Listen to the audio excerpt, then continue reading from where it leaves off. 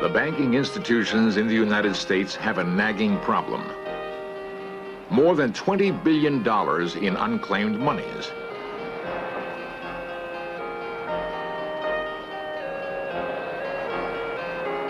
The birth of America gave rise to a new and revolutionary idea that a man, no matter his social class, could determine his future, make his fortune, and build a new life. The opening up of the West encouraged the belief that every man controlled his own destiny.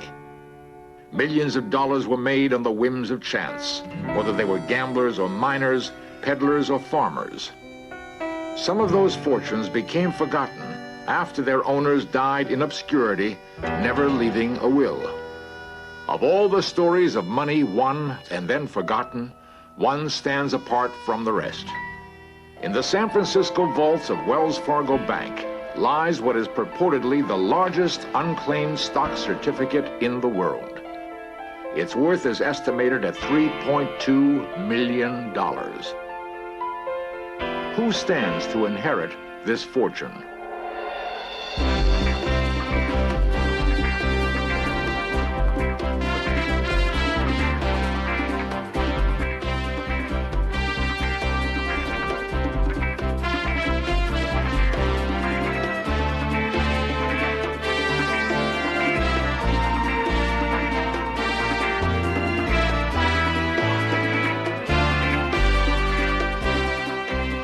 This series presents information based in part on theory and conjecture. The producer's purpose is to suggest some possible explanations, but not necessarily the only ones, to the mysteries we will examine. San Francisco marks the start of the search for the heir to the $3.2 million.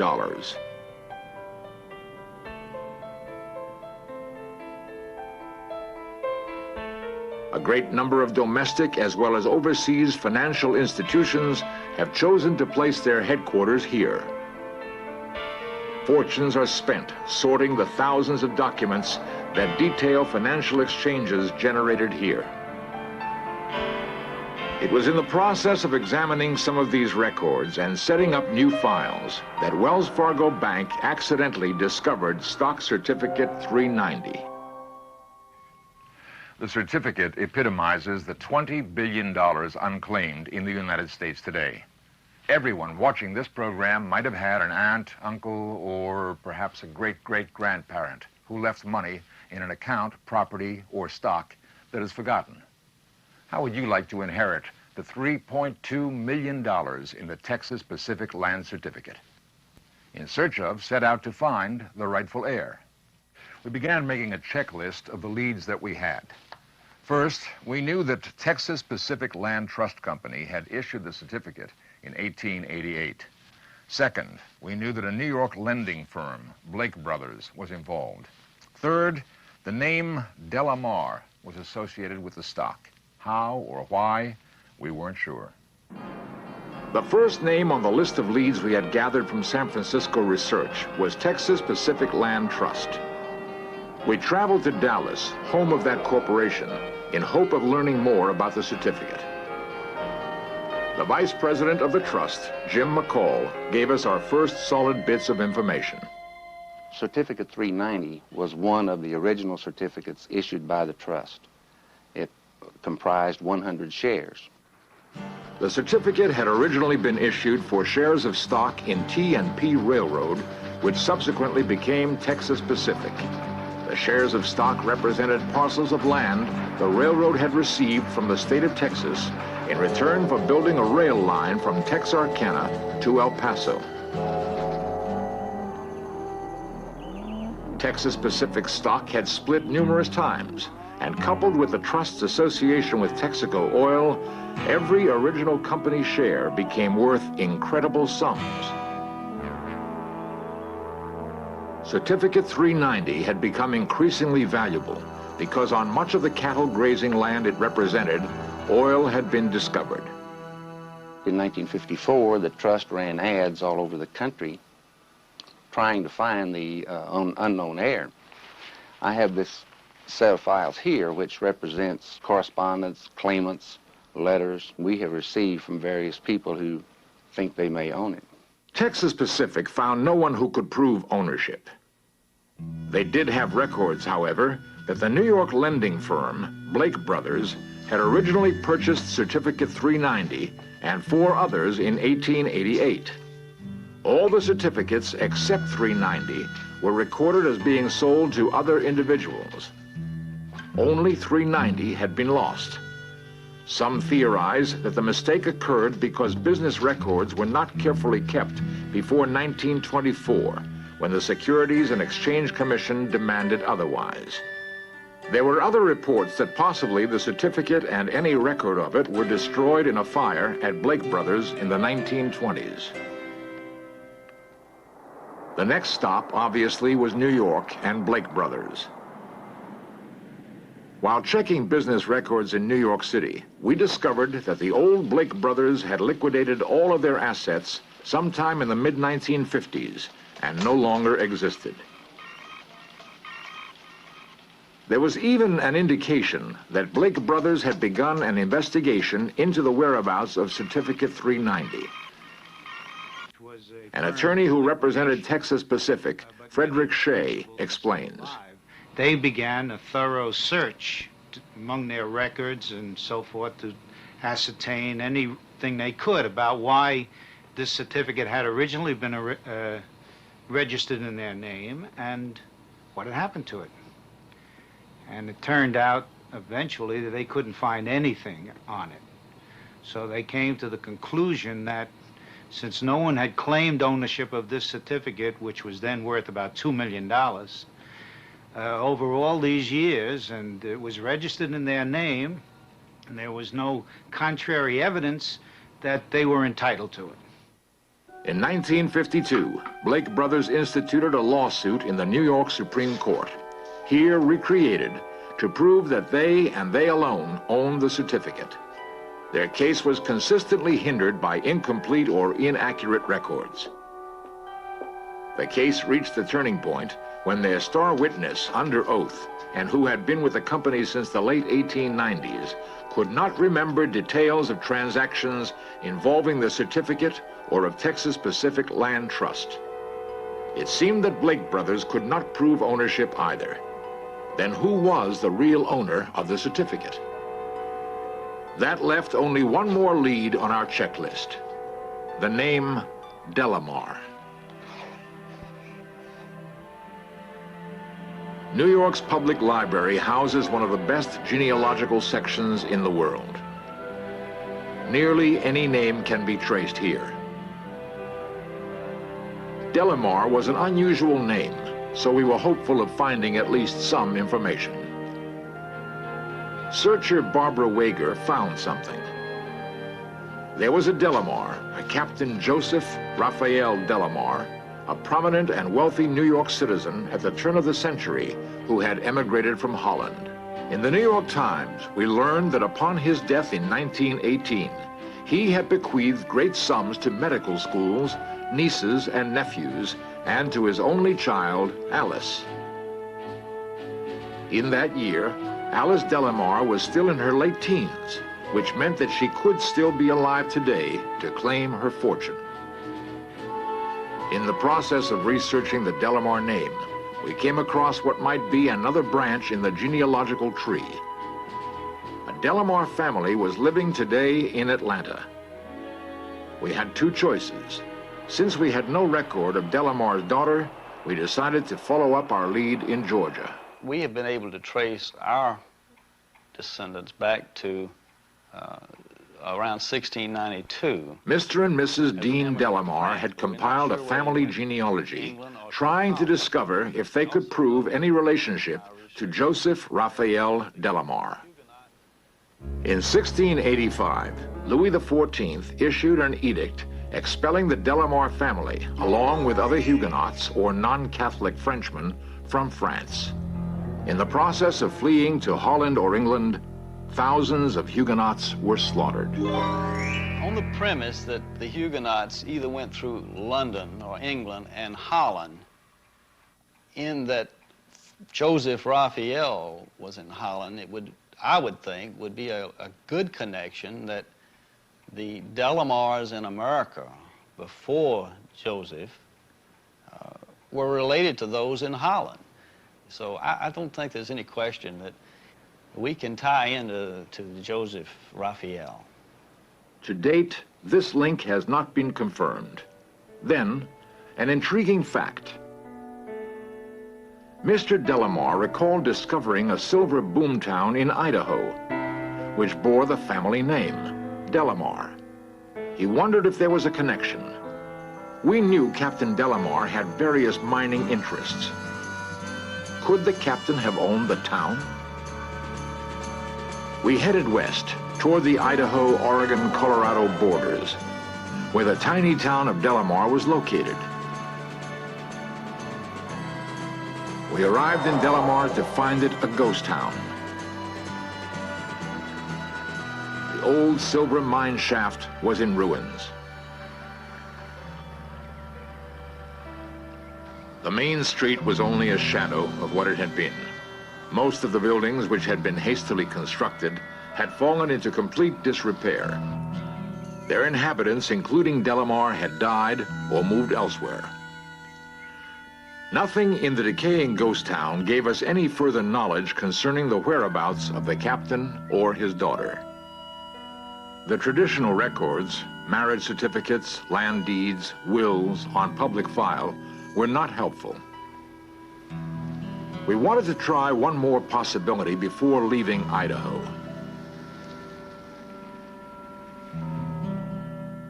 Silver City, a sister town to Delamar, was in the process of being restored. It was possible that someone there would have more knowledge of Captain Delamar. Vivian Gotch is the curator of the Owyhee County Museum. She recalled a story that Delamar left Idaho as the result of a broken romance. He did not marry until he left here. He married in New York. As I understand it, he did have a love in Silver City, and this might have been part of the reason why he left the area and never came back. But Captain Delamar, as far as I know, just had the one daughter. Our only choice was to return to New York, where Delamar had perhaps married, and where his daughter had probably been born. One slim lead took us to Long Island. A newspaper article mentioned that in Glen Cove, Captain Delamar had built an estate called Pembroke for his daughter. We went to Robert Coles, the local Glen Cove historian, and asked him about his knowledge of the Delamar family or of Pembroke. The beginning of the latter half of the 19th century, many people of wealth moved out here from New York and established homes, not homes similar to the early settlers. They were very simple, but they established mansions. And then a little after that, the yachting craze came in. Mr. Coles remembered a Delamar family had once lived in the area, but did not know if any members still remained. Was it possible that Delamar, a former sea captain, built his mansion facing the sea? I know that there were wealthy estates here. There was an estate that was known as Pembroke.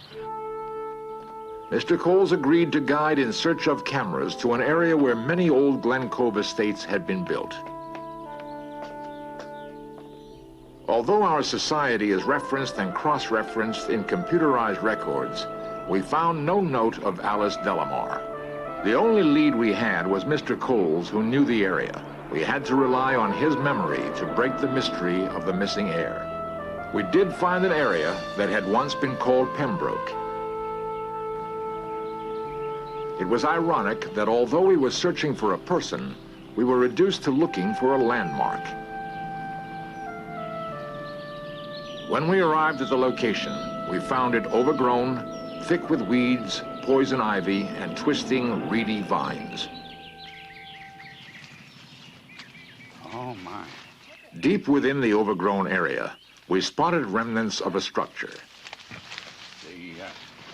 It was, according to Mr. Cole's best estimates, Pembroke. Oh, my. Apparently, the mansion had been destroyed by fire.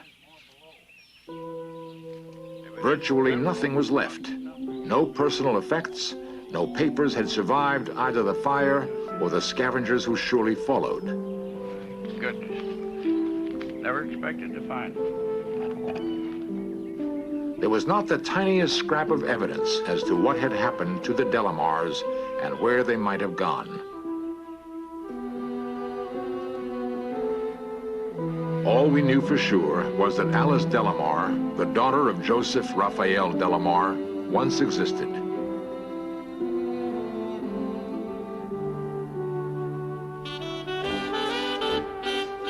Toward the end of World War I, she devoted a certain amount of her time to Red Cross service.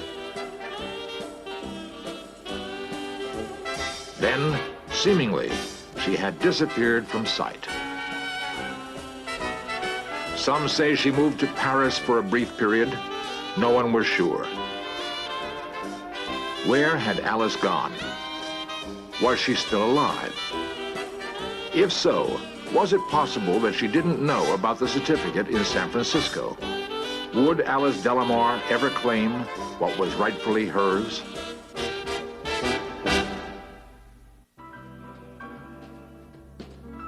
The affairs of New York high society at the turn of the century were well documented.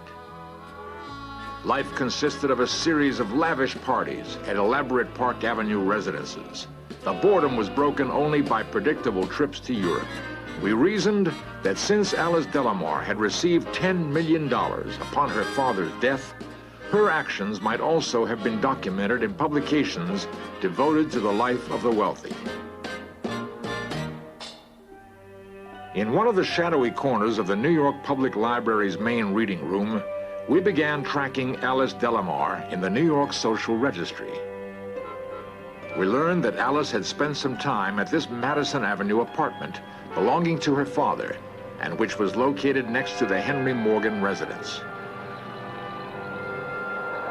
Later, she ensconced herself at this posh Park Avenue apartment house. At other times, she chose to live in West Palm Beach.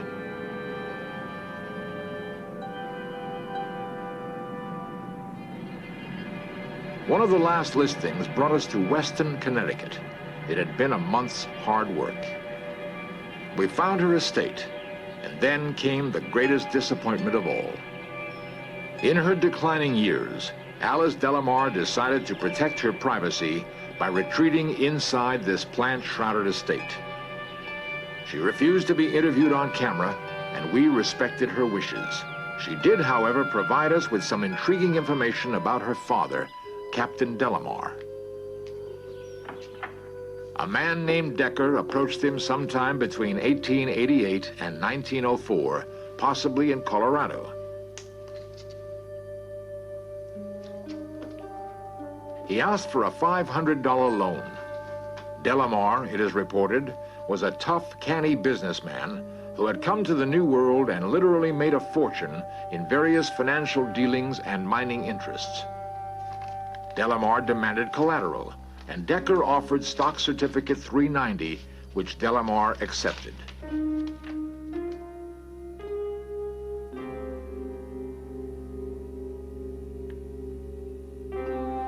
Apparently, Decker never repaid the loan, and by default, Delamar became its owner.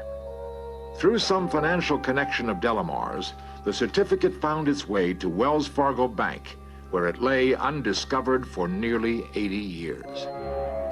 There is one ironic twist to our story. Some probate attorneys believe that if Decker's heirs could be found, and if they repaid the $500 loan plus interest, they may be able to claim the certificate. If so, who was Decker, and who might his heirs be? In 90 years, the certificate must have passed through many hands. In places stretching from New York to Colorado to possibly Idaho. That it was discovered is perhaps the biggest surprise of all. Since the stock certificate was sold in New York, it is perhaps a safe assumption that Decker purchased it there. but never bothered to file the proper certificate of transfer indicating Blake brothers no longer owned 390.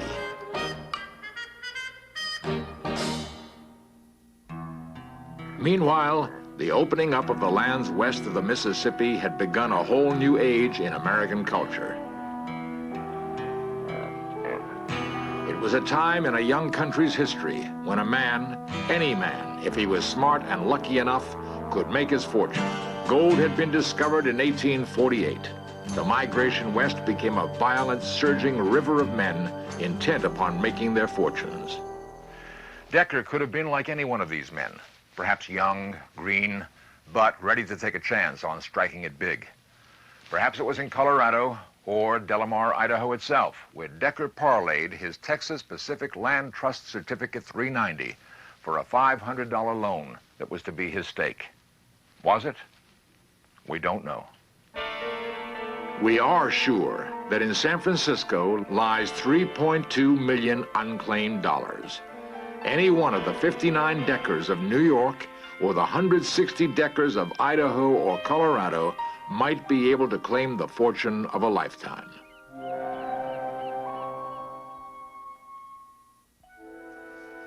Should it be proven that Delamar is the legal owner of the certificate, there still remains some question as to who will receive the money. He had provided in his will that if Alice dies childless, her money plus any other monies associated with his estate be given to 3 medical schools for dietary research. Alice never married and never had any children. It is entirely possible that her money plus that of Certificate 390 will eventually be used to benefit everyone.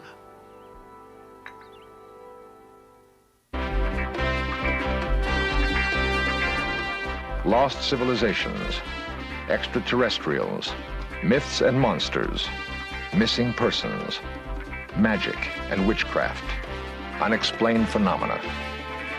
In search of cameras are traveling the world, seeking out these great mysteries. This program was the result of the work of scientists, researchers, and a group of highly skilled technicians.